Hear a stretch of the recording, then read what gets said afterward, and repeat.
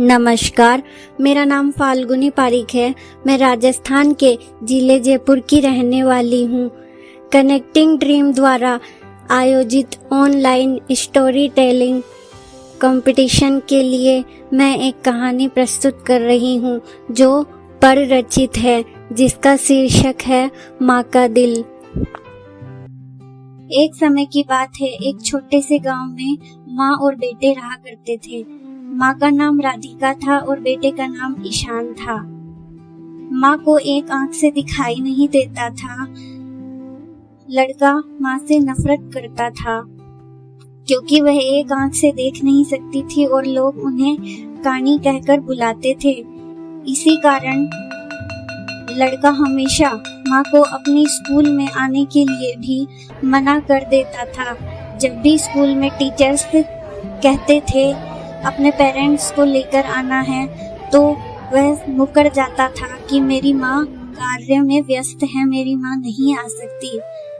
इतना सब कुछ माँ सहती रही और दुखी होती रही, किंतु अपने बेटे का लालन पालन करना नहीं छोड़ा। कभी किसी के घर में मजदूरी करती और कभी झाड़ू पोछा करती, कभी किसी के खेत में काम करती। इसी तरह से जीवन बीतता रहा और लड़का आगे बढ़ता रहा। एक दिन वह पढ़ लिखकर इतना कामयाब हो गया कि वह बड़ा अफसर बन गया और शहर में रहने लगा।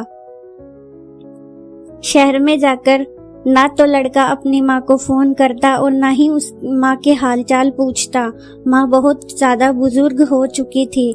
माँ को लगा कि मैं अपने बेटे के घर में रहूंगी, अब मेरी उम्र नहीं है काम करने की और पैसे कमाने की। बेटा मेरा ख्याल रखिएगा। यही सोचकर माँ गांव से चल पड़ती हैं और शहर में चली जाती हैं। लड़का माँ को देखते हुए भी नजरअंदाज कर देता है और चौकीदार से कह देता है कि मेरी माँ आ रही हैं। जब वे आए तो उन्हें कह देना कि लड़का घर पर नहीं है। माँ धीरे धीरे लड़के के घर के दरवाजे तक पहुंचती हैं और कहती हैं कि मुझे मेरे बेटे से मिलवा दो। तो चौकीदार माँ को भगा देते हैं, यह कहकर कि आपका लड़का हमेशा काम में व्यस्त रहता है, वह किसी से मिल नहीं सकता। माँ बहुत दुखी होती हैं और गांव में चली जाती हैं। समय बीतता चला जाता है और माँ एक दिन इस संसार को छोड़कर चली जाती हैं। जैसे ही लोगों को पता चलता है कि यह अपनी माँ को बिल्कुल भी याद नहीं करता, तो लोग उसे ताने देने लगते हैं। लड़का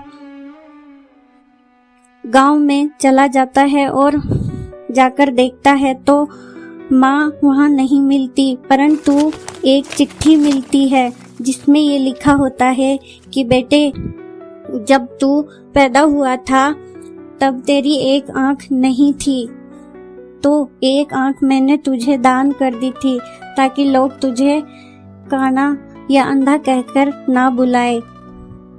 वह लड़का बहुत ज्यादा दुखी हुआ उस पत्र को पढ़कर।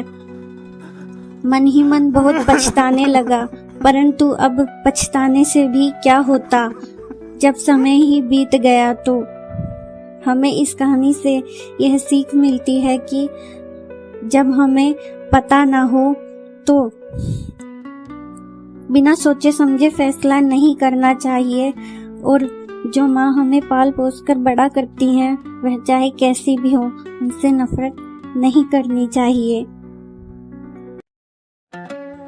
तो मित्रों, फाल्गुनी जी द्वारा प्रस्तुत यह लघु एवं मार्मिक कहानी कैसी लगी आपको? लाइक और कमेंट करके बता दीजिए। इसे शेयर करके अपने फ्रेंड्स और फैमिली तक पहुंचा दीजिए। चैनल सब्सक्राइब करके बेल आइकन भी दबा दीजिए ताकि आपको मिले हमारी आने वाली कहानियों की quick updates. Can I hold your hand, एक खूबसूरत एहसास एवं एक अनबुझी प्यास, अ स्केच ऑफ लाइफ जैसी ऑडियो सीरीज सुनने के लिए चैनल पर विजिट अवश्य कीजिए। इस कहानी की ऑडियो एवं वीडियो एडिटिंग की है ओमवीर नावरिया, कोमल अग्रवाल एवं विकास शर्मा ने। जुड़े रहिए कनेक्टिंग ड्रीम्स के साथ, जो दे सपनों को पंख।